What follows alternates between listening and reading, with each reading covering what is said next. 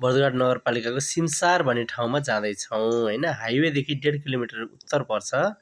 भुतादेखि सिधै उत्तरतिरको बाटोमा पर्छ है।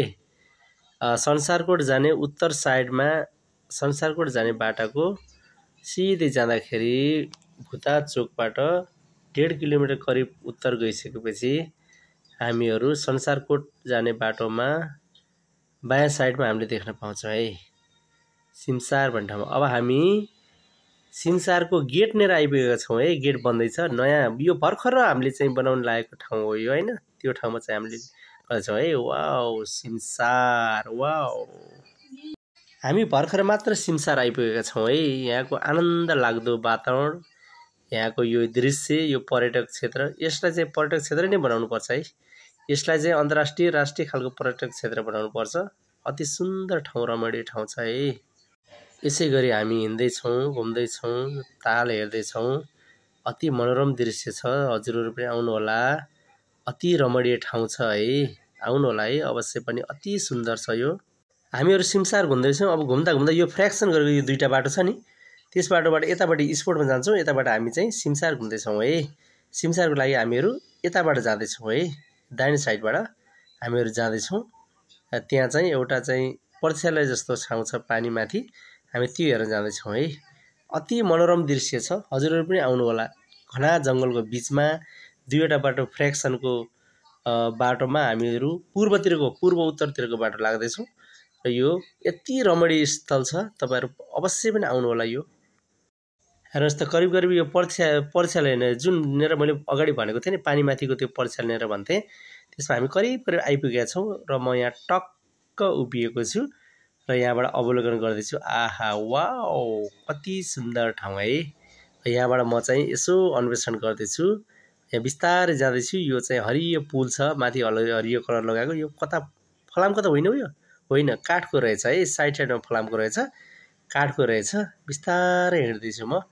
अब त्यो पर्थ्यालयमा जाँदैछु है। पर्थ्यालयमा जाँदैछु, त्यहाँ गएर हजुरहरूलाई यो दृश्य देखाउँदैछु। यति मनोरम छ नि। तपाईहरु पनि यो पिकनिक स्पोटको लागि र घुम्नको लागि नानी बाबुहरू फ्यामिलीहरू लिएर आउन सक्नुहुनेछ।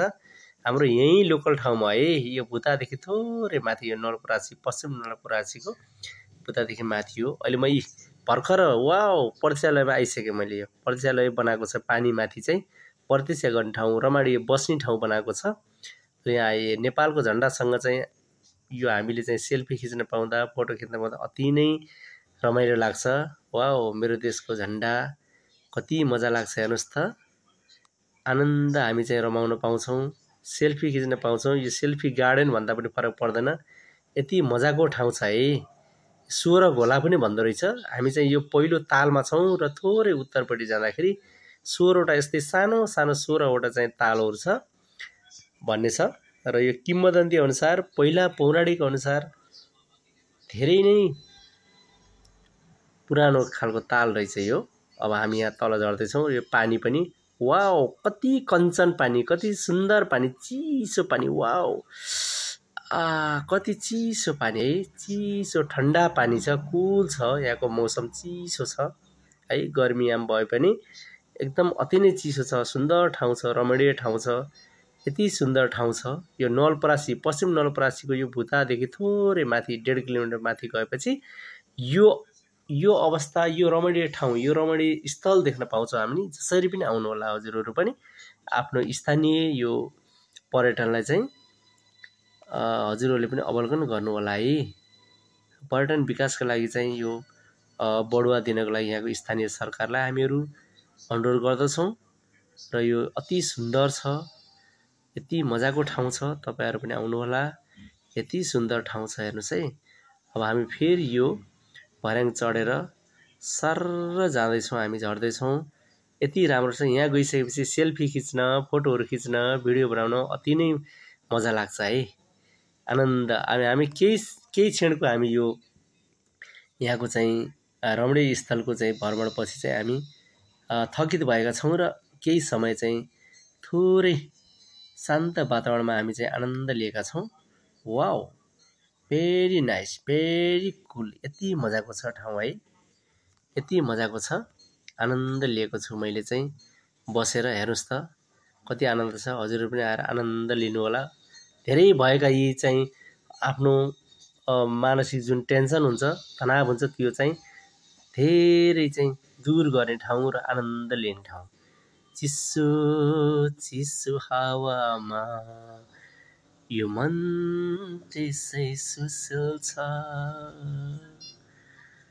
चिसो चिसो हावामा यो मन त्यसै सुल्छ,